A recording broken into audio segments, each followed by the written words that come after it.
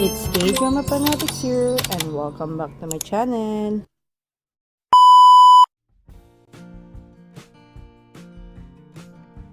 Love Next Door Episode 5 kickstarts with a flashback to Sung Hyo's early days in the US, where Seok Ryu discreetly lets him stay in her dorm room because they are both struggling students. One morning, Sung Hyo inadvertently sees a text on Seok Ryu's phone revealing that she's in a relationship with a Korean American named Brian. This discovery shatters Sung Hyo, who has secretly harbored feelings for Seok Ryu for a long time. The scene shifted to the present when Sung Hyo and Seok Ryu returned to the office. Seok Ryu offered to cook for her friend and made a delicious meal.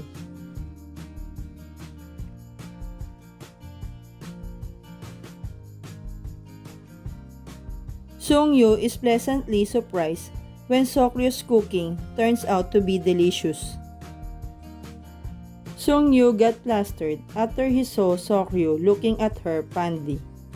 Shortly after, Mo-eum joins them and Sung Hyo steps out to buy drinks.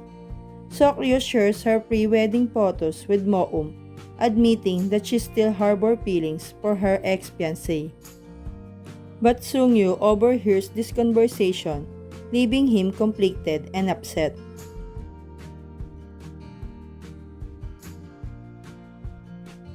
The next morning, Sung Hyo is cranky after overhearing Seok Ryu's confession.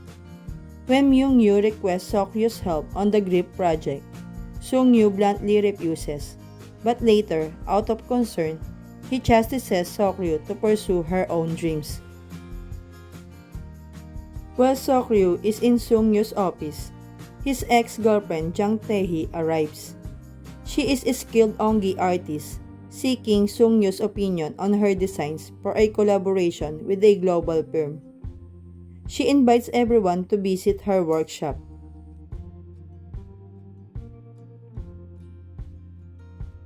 On the other hand, through Seok Ryu, we learn about Sung Hyo and Taehee's intense relationship during their college years, including an awkward moment when Seok Ryu once caught them kissing in a car during a visit to her family in Korea. That night, Sung Hyo shared some drinks with Seok Ryu's father and agreed to sleep in her brother's room. Unaware of this arrangement, Seok Ryu thought that her brother had been sleeping for long and decided to wake him up harshly, only to discover it was Sung Hyo. Seok Ryu's brother Dongjin saw them in bed together. He suspected foul play. Sung Hyo accidentally stabs his toe, requiring a hospital visit, where he is given a leg cast for a week.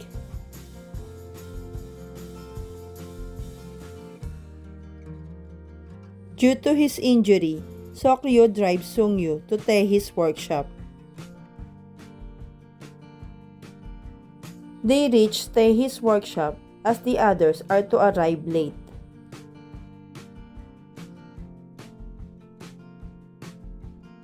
Seok Ryu discovered Taehee is not only made ongi pots but also the sauces and paste.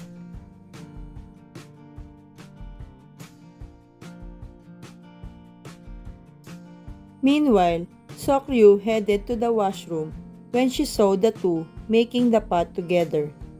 She feels awkward and uncomfortable. She then apologized and headed out.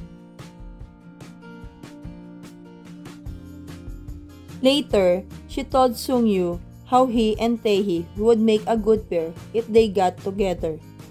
This only infuriates him more as he asks Seok Ryu not to meddle in his affairs.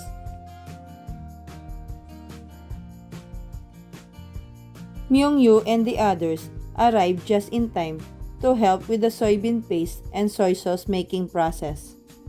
Taehee asked someone to lend her a hand as she moved the paste back to the studio. Unfortunately, Seok Ryu trips while carrying a large ongi, breaking the pot and spilling the paste. Sung Hyo, frustrated, scolds her in front of Taehee.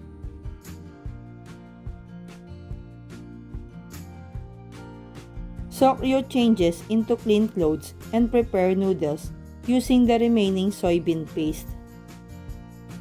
Everyone is surprised by how delicious her cooking is, but Seung Hyo is noticeably absent during the meal.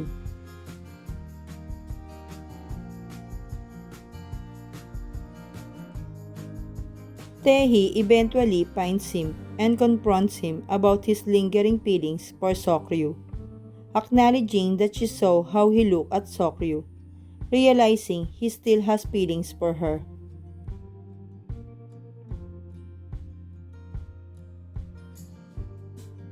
Later that night, Seok Ryu finds that Seung Hyo has washed her clothes.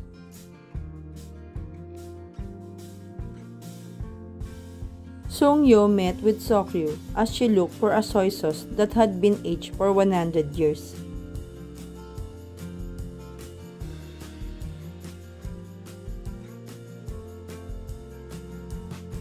Once she found the sauce, she realized that her dream was to become a cook.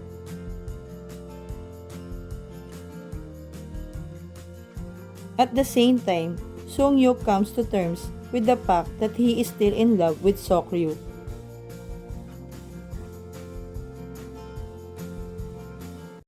Thank you for watching. Don't forget to subscribe, like, and share.